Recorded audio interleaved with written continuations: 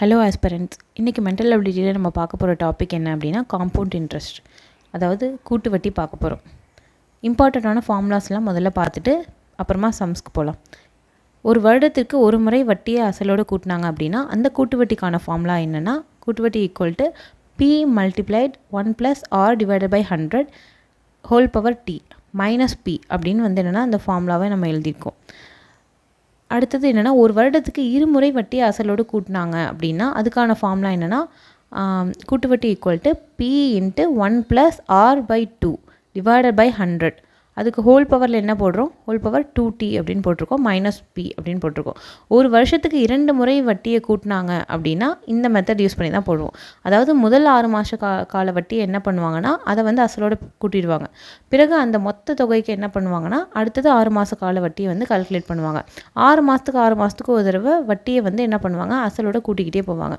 இது அதனால் என்னென்னா ஒரு வருஷத்துக்கு 2 முறை இங்கே வட்டியை கூட்டுறாங்க அப்படின்னு சொல்கிறாங்க. அடுத்து இருக்க ஃபார்முலா என்னென்னா ஒரு வருடத்துக்கு 4 முறை வட்டியை கூட்டுறாங்க அப்படின்னு சொல்கிறாங்க. 4 முறை கூட்டுறது அப்படின்னா என்னென்னா வருடத்துக்கு ஒரு முறை கூட்டுவாங்க அப்படின்னு சொல்லியிருக்காங்க. கூட்டு வட்டி ஈக்குவல் டு இதுக்கு என்ன ஃபார்முலானா கூட்டு வட்டி equal to P × 1 + R/4 divided by 100 whole power 4T minus P அப்படின்னு கொடுத்துருக்காங்க. சரியா, இதில் P அப்படின்றது என்ன கொடுத்துருக்காங்கன்னா அசல் என்ன கொடுத்துருக்காங்களோ அதுக்கு தான் Pக்கு பதிலாக நம்ம சப்ஸ்டியூட் பண்ணுவோம். அடுத்தது R அப்படின்றது என்னென்னா வட்டி விகிதம் அப்படின்னு கொடுத்துருக்காங்க. வட்டி விகிதம் கொடுத்துருப்பாங்க ப்ராப்ளத்தில், அதை சப்ஸ்டியூட் பண்ணுவோம். T அப்படின்றது என்னென்னா கொடுக்கப்பட்டுள்ள கால அளவு, அதாவது ஆண்டுகளில் இருக்கும், அதை சப்ஸ்டியூட் பண்ணுவோம் அப்படின்னு கொடுத்துருக்காங்க. இப்போ நம்ம ப்ராப்ளம் பார்க்க போகிறோம். இந்த ப்ராப்ளத்தில் என்ன கொடுத்துருக்காங்கன்னா அசல் ரூபாய் 6250 ஆனது 14% கூட்டு வட்டி முறையில் 2 ஆண்டுகளுக்கு விடப்பட்டால் அதற்கான கூட்டு வட்டி மதிப்பு என்ன அப்படின்னு கேட்டிருக்காங்க. அசல் என்ன கொடுத்துருக்காங்கன்னா ரூபாய் 6250 அப்படின்னு கொடுத்துருக்காங்க. அதுதான் P அப்படின்னு சொல்லியிருக்கோம். அடுத்தது 14% அப்படின்றது வட்டி விகிதம். வட்டி விகிதம் என்ன எடுத்திருக்கோம்னா R அப்படின்னு எடுத்திருக்கோம். 2 ஆண்டுகளுக்கு ஒரு முறை அப்படின்னு கொடுத்துருக்காங்க. 2 அப்படின்றது என்னென்னா இங்கே கால அளவு, அதனால் T = 2 அப்படின்னு எடுத்து எழுதியிருப்போம். இங்கே என்ன கேட்டிருக்காங்கன்னா கூட்டு வட்டி மதிப்பு என்ன அப்படின்னு கேட்டிருக்காங்க. அப்படின்னா டேரெக்டாக ஃபார்முலாவில் சப்ஸ்டியூட் பண்ண ஆன்சர் வந்துடுமா? அதை தான் நம்ம அடுத்த ஸ்டெப்பில் போட்டிருக்கோம். கூட்டு வட்டி equal to P × 1 + R/100 whole power T minus P அப்படின்னு எடுத்து எழுதியிருக்கோம். இல்லை Pக்கு பதிலாக என்ன சப்ஸ்டியூட் பண்ணியிருக்கோம்னா 6250 போட்டிருக்கோம். இன்ட்டு 1 + R என்ன எடுத்திருக்கோம்னா 14% கொடுத்துருக்காங்க, அதை எடுத்திருக்கோம். டிவைடட் பை 100 ஹோல் என்ன வச்சுக்கோன்னா ஹோல் பவரில் ஸ்கொயர் போட்டிருக்கோம். ஏன்னா T = 2 கொடுத்துருக்காங்க, அதனால் ஹோல் ஸ்கொயர் போட்டிருக்கோம். மைனஸ் 6250 அப்படின்னு போட்டிருக்கோம். சரிங்களா, அடுத்தது என்னென்னா ஈக்குவல் டு அடுத்த ஸ்டெப்பில் என்ன பண்ணியிருக்கோன்னா 6250 போட்டிருக்கோம். இன்ட்டு 1 + 14 டிவைடட் பை 100 அப்படின்னா என்ன ஆகும், கீழே எத்தனை ஜீரோஸ் இருக்கோ அத்தனை புள்ளி என்னென்னா மேலே தள்ளி வைப்போமா, அதனால் 0.14 அப்படின்னு போட்டிருக்கோம். ஹோல் ஸ்கொயர் அப்படின்னு போட்டிருக்கோம். மைனஸ் 6250 அப்படின்னு போட்டிருக்கோம். அடுத்த ஸ்டெப்பில் என்ன பண்ணியிருக்கோம்னா ரெண்டுத்தையும் ஆட் பண்ணியிருக்கோம். 1ஐயும் ப்ளஸ் 1 + 0.14 ரெண்டுத்தையும் ஆட் பண்ணால் 1.14 அப்படின்னு வந்திருக்கு. ரெண்டுத்தையும் ஆட் பண்ணியிருக்கோம் அப்படின்னு போட்டிருக்கோம். அடுத்த ஸ்டெப்பில் என்ன போட்டிருக்கோன்னா 1.14ஐயும் 1.14ஐயும் பெருக்கியிருக்கோம்.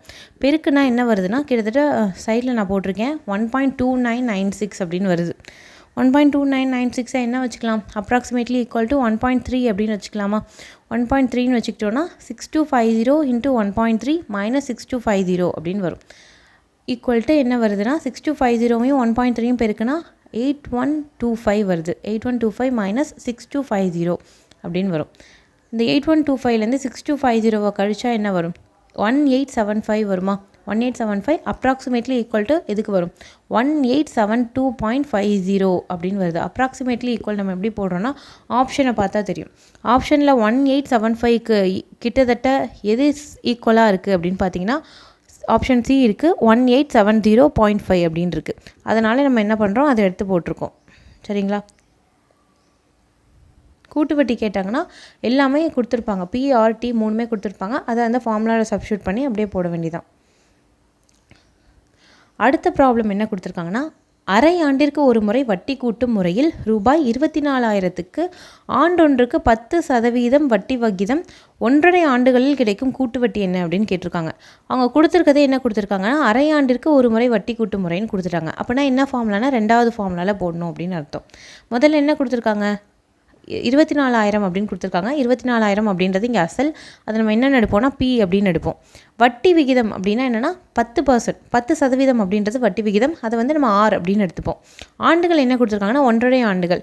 இது வந்து மிக்சடு நம்பரில் இருக்குது. இதை நம்ம நார்மல் ஃப்ராக்ஷனாக மாற்றணும் அப்படின்னா என்ன ஆகும்? 1 × 2 + 1/2 அப்படின்னு ஆகுமா? அது என்ன ஆகும்? 3/2 அப்படின்னு ஆகிடும் அப்படின்னு சொல்லியிருக்காங்க. அப்படின்னா என்னென்னா டி = என்ன 3/2 அப்படின்னு எடுத்து எழுதியிருக்கோம். இப்போ கூட்டு வட்டி ஃபார்முலா என்ன? அரை ஆண்டுக்கு ஒரு முறை வந்து வட்டி விகிதம் வந்து சேருது அப்படின்னா எந்த ஃபார்முலா எடுத்துக்கணும்னா 2வது ஃபார்முலாவா? ஸோ கூட்டு வட்டி = P × 1 + R/2 / 100 whole power 2t - p அப்படின்னு எடுத்து எழுதியிருக்கோம். சரிங்களா? அடுத்தது என்னென்னா பிக்கு பதிலாக என்ன எழுதியிருக்கோம்னா 24,000 அப்படின்னு எடுத்து எழுதியிருக்கோம்.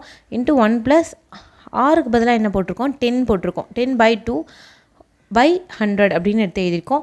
அடுத்தது என்ன பவரில் என்னென்னா 2 × டீக்கு பதிலாக என்ன எடுத்தோம்? 3/2 அப்படின்னு எடுத்தோமா? 3/2 அப்படின்னு எடுத்து எழுதியிருக்கோம். -24,000 அப்படின்றது பி. அதுக்கு பதிலாக பிக்கு பதிலாக சப்ஸ்டியூட் பண்ணியிருக்கோம். சரிங்களா? இப்போ 10ஐயும் 2வையும் கேன்சல் பண்ணிடலாமா? 2 டேபிளில் கேன்சல் பண்ணால் 5 அப்படின்னு வரும் மேலே. சரிங்களா? அடுத்தது இங்கே என்னென்னா பவரில் என்னென்னா 2 × 3/2 இருக்குது. 2வையும் கேன்சல் பண்ணிடலாமா? ஸோ அது ரெண்டுத்தையும் கேன்சல் பண்ணுறோம். நெக்ஸ்ட் ஸ்டெப்பில் என்ன பண்ணியிருக்கோன்னா 24,000 × 1 + 5/100 அப்படின்னு ஆகிடும். 5/100 ஆயிடுச்சு. அடுத்தது ஹோல் பவர் க்யூப் அப்படின்னு வந்திருக்கு. ஹோல் பவரில் க்யூப் வந்திருக்கு. -24,000 அப்படின்னு வந்திருக்கு. = 24,000 × 1 + 1/20 அப்படின்னு ஆகிடும். 5 டேபிளால் மேலே கேன்சல் பண்ணியிருக்கோம். கேன்சல் பண்ணால் 100 வந்து எத்தனை டைம் வரும்? 20 டைம்ஸ் வரும். ஸோ 20ஆல் கேன்சல் பண்ணியிருக்கோம். 1 + 1/20 ஹோல் க்யூப் அப்படின்னு வந்திருக்கு. மைனஸில் 24,000 அப்படின்னு நம்ம போட்டிருக்கோம். சரிங்களா? அடுத்தது என்னென்னா =24,000 × 21/20 ஹோல் க்யூப் -24,000 அப்படின்னு போட்டிருக்கோம். சரிங்களா? அடுத்த ஸ்டெப்பில் என்ன பண்ணியிருக்கோன்னா 24,000 இருக்குது இன்ட்டு ஹோல் க்யூப்னு எழுதியிருந்தோம்ல 21/20 ஹோல் க்யூப் எழுதியிருந்தோம். ஹோல் க்யூப்னால் என்ன அர்த்தம்? 3 டைம்ஸ் என்ன பண்ணியிருக்காங்க?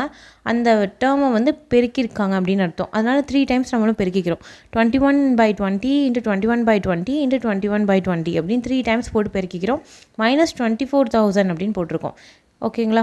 அடுத்தது அடுத்ததுலேருந்து என்ன ஜீரோஸ்லாம் கேன்சல் ஆகிடும். 3 2 இருக்குது. ஸோ 2 × 2 × 2 8 அப்படின்னு ஆகிடும். அடுத்தது என்ன பண்ணியிருக்கோன்னா 24ஐயும் 8ஐயும் வந்து என்னென்னா கேன்சல் பண்ணலாம். So 8 1s are 8, 8 3s are 24 அப்படின்னு நம்ம கேன்சல் பண்ணிடுறோம். சரிங்களா? அடுத்த ஸ்டெப்பில் என்ன போட்டிருக்கோன்னா 3 × 21 × 21 × 21 அப்படின்னு போட்டிருக்கோம். -24,000 அப்படின்னு போட்டிருக்கோம். மல்டிப்ளிகேஷன் பண்ணால் என்ன வேல்யூ வருதுன்னா 63 × 441 அப்படின்னு வரும். அடுத்த ஸ்டெப்பில் 27,783 அப்படின்னு ஆன்சர் வரும். இது ரெண்டுத்தையும் அதுலேருந்து இந்த 27,783லேருந்து 24,000 மைனஸ் பண்ணால் என்ன வரும்? 3,783 அப்படின்றது தான் ஆன்சர் வருது. ஸோ கூட்டு வட்டி என்ன வரும் ஆன்சர்? ₹3,783 அப்படின்னு வந்திருக்கும் ஆன்சர். சரியா? ஆப்ஷன் பி ₹3,783 அப்படின்றது தான் கரெக்டான ஆன்சர். Okay, thank you.